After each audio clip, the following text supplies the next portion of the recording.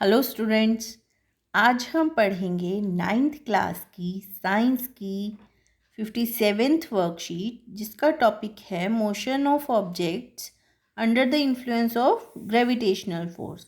यानी कि gravitational force के इन्फ्लुएंस में ऑब्जेक्ट्स का मोशन कैसा होगा।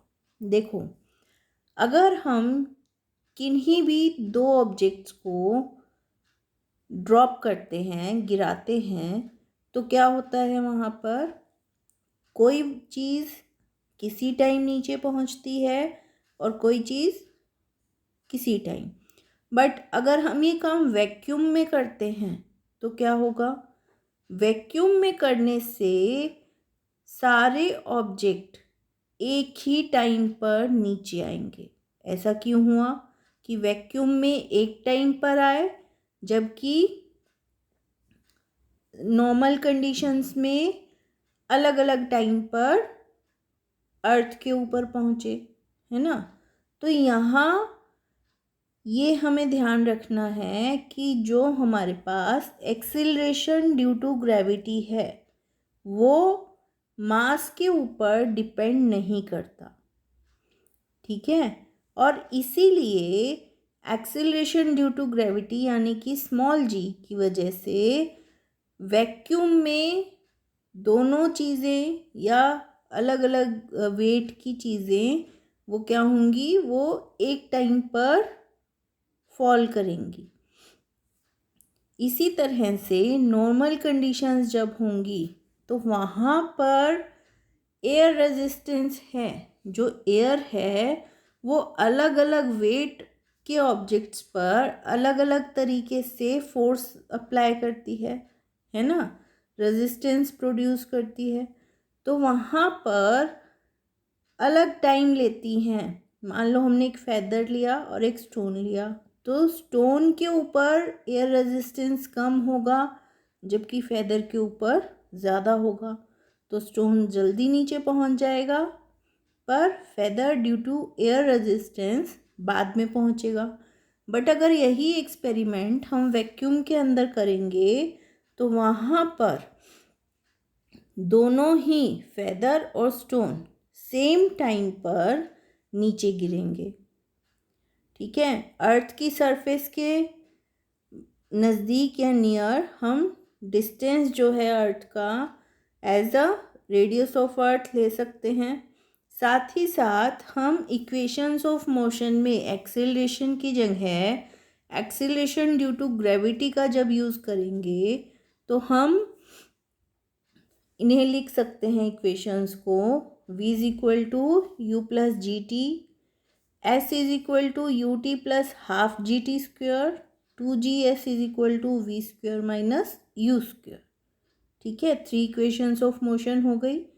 अब देखो, हमने कोई भी स्टोन धरती पर खड़े होकर ऊपर की तरफ थ्रो किया तो उसमें क्या होगा, हमने उसे ग्रेविटेशनल फोर्स के ऑपोजिट डायरेक्शन में भेजा, है ना। तो वहाँ पर हम ये शो करने के लिए कि ग्रेविटेशनल फोर्स की डायरेक्शन के ऑपोजिट डायरेक्शन में जा रहा है कोई भी ऑब्जेक्ट, हम उसे -g से रिप्रेजेंट करेंगे, नेगेटिव शो करेंगे। इसी तरह जब कोई चीज़ फॉल डाउन करेगी, अर्थ के ऊपर गिरेगी, तो वहाँ पर उसकी डायरेक्शन सेम है ग्रेविटेशनल फोर्स की साइड, तो इसीलिए उसको लिया जाएगा पॉजिटिव। ये थी वर्कशीट। अब कुछ क्वेश्चंस देखते हैं। First question is, we drop a piece of paper and a thick iron nail from the same height at the same time in vacuum. Okay. Then which object will reach the ground first? Explain. Vacuum में हमने पढ़ा कि acceleration due to gravity same way में act करेगा despite of their mass कुछ भी हो, उनका वेट कुछ भी हो, उससे फ़र्क नहीं पड़ेगा। तो both piece of paper and thick iron nail will reach at the same time. Why acceleration due to gravity is taken as minus g for any object thrown in upward direction, क्योंकि opposite direction में जा रहा है gravitational force से, इसलिए उसे minus जी लिखेंगे. Why objects reach the ground at different interval of time when they are dropped from the same height at the same time in normal conditions?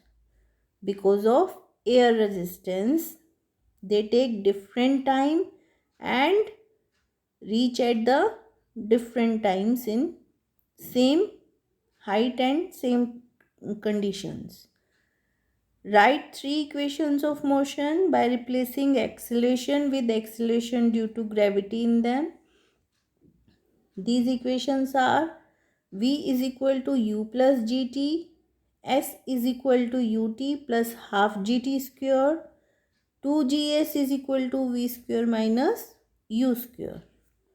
तो बच्चों ये थी हमारी आज की वर्कशीट. आई होप आपको समझ आई होगी और अब आप इसको इजीली कर पाओगे. साथ ही साथ कोविड-19 से अपना बचाव करेंगे और हैंड वॉश करेंगे, मास्क पहनेंगे और डिस्टेंस बना कर रखेंगे. Thank you.